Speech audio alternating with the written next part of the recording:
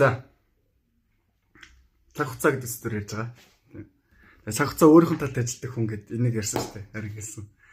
Яг надтай адилхан 20-той нэг залуу. Тэгээд нэг 80-тай өвөө хоёр хоорондоо таарсан байна.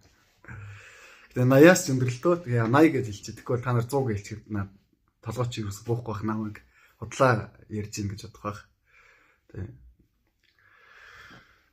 Тэгээд ер нь бол 20-той залуу 80-тай өвөө хоёр хоорондоо таараад золцсон байна. Тийм. Би хэрвээ одоо 20-той мөртлөө 80-тай таягтай нэг өвөг зодвол ямар муухай харагдах бол тий.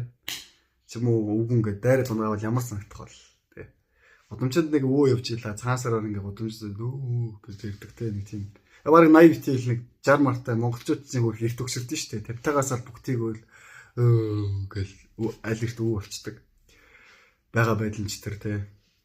Үг хэлээрэнч тэр. Тэгсэн чинь яг энэ дэр эсрэгээрээ зүйл болсон. Уул нь энгийн амьдрал дээр бол хэрвээ 20-той залуу 80-тай хүнтэй мөрөлдвөл 80-тай хүн баг эмнэлэг твтэн ясан нугарна. Тэгээд буу юм болно. Хэрвээ тэр хоёр хоорондоо зодтолтол тэгээ ямар муухай юм бэ гэ тэр явдсан хүмүүс бүгд шиглэн дараа нь хэрвээ тэр хүн бодол зодуулчих магадгүй өөрөө. Ямар муухай хүн бэ, хүн чанаргүй хүн бэ. Өстой нэг аратан гэж хэлвэл шүү дээ 20-той залуу. Энэ дэр болохоор эсрэгээрээ 80-тай хүн нь 20-той хүнтэй зодтолдох биш зүгээр за яг би чамтай зодтолдохгүй чи зүгээр намайг зод гэдгсэн. Тэгээ зөхөөл исэн ядарсан. Хинэн ядарсан бэ? 20-той залуу нь ядарсан. 80-тай хүн энийг л зогсчихсэн. Тэгээ энергиогоо босгож ирсэн. Тэм жишээ энэ дэр байгаа. Уншаарай.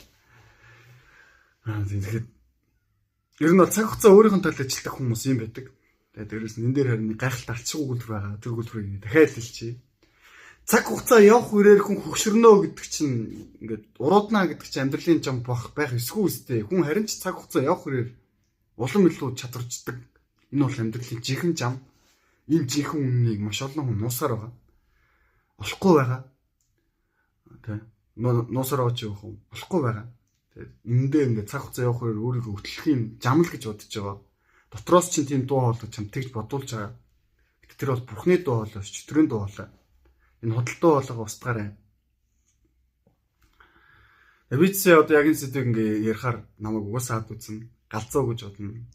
Харь үндэстэн шашны гаж урсгал. Өгдөнтэй ингээд нэг тэнэг дөрөнөдтэй.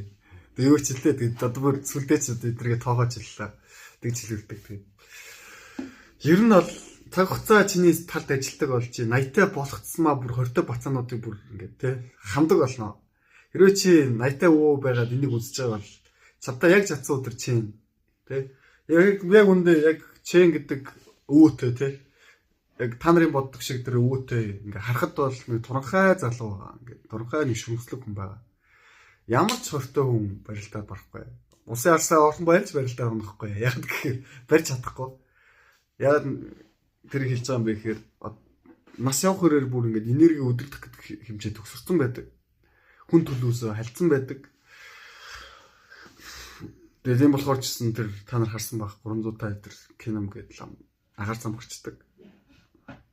Иймэрхүү сэдвүүдийг ярихаар хөссөн үсэг хүмүүс намайг галзуу гэж бодож байгаа.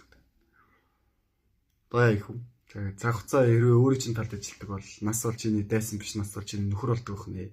Хэрвээ 20-той байсан бол 40-той бүр илүү бак болох нь 60-таа бүр дийлдэшгүй болох нь 80-таа бүр жиггэн гоё гарах нэ. За намуулаарай баяртай.